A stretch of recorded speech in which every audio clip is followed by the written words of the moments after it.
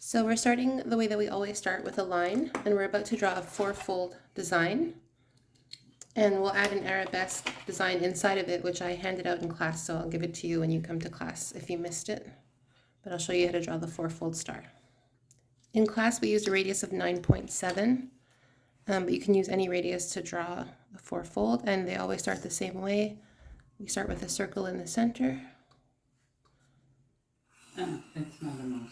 And then one circle beside it on the right, and then one circle on the left.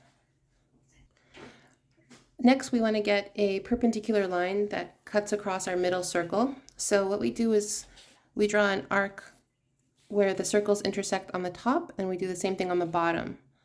So we'll draw our arc. You can resize your compass if you don't have space on your page, or you can use another compass, like a second compass. So our arc on the top and on the bottom. And then where the arcs intersect each other, we'll draw a line.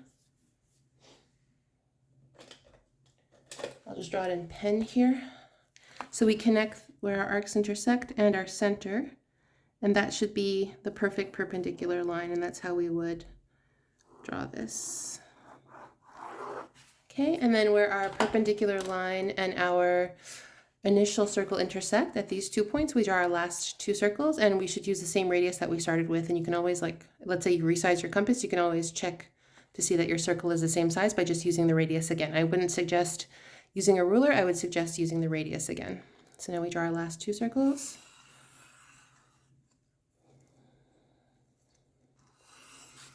And then we have a flower with 4 petals, 1, 2, 3, and 4. And then we're ready to draw our static square and our dynamic square. So first thing we'll do is we'll connect the tips of the petals to each other, like kind of like encircling it or emboxing it or putting a box around it. Just like that.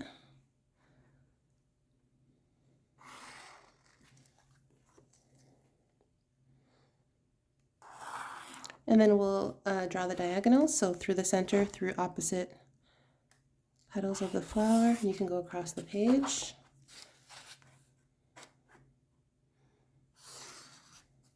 Just like that. And then we'll draw a dynamic square and a static square. So a dynamic square is connecting, it's like a diamond, so the very top, the very right, very bottom, very left. So it's a dynamic square because it gives us the idea of movement when we're looking at it.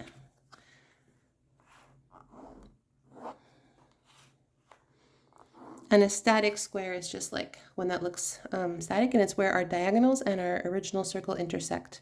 So 1, 2, 3, and 4.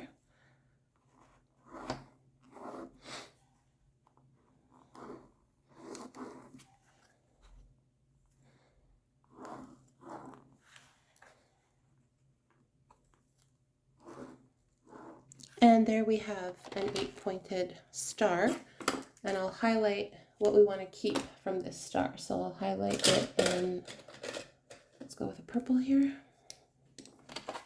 So we want to keep just the outline of the star. We can also draw different patterns inside this star, but that's not what we did last week, or yesterday rather. We drew an arabesque design from a handout, and we added it into this star outline. So everything before this was construction, and this is what we're keeping. So we're like inking over, making it darker with our pencil, or adding ink to it. Just depends on what we were thinking to do. Just like that. So there's our 8-pointed star. And if we wanted to continue, this would be our next center. So where the line and the next circle intersect, we would draw a circle of the same radius, one on either side, one below. We would do the same steps. We'd have one here, one here, one here, one here. We could just keep drawing it, and we'd get like this cross shape in the negative space, which we'll look at in upcoming classes.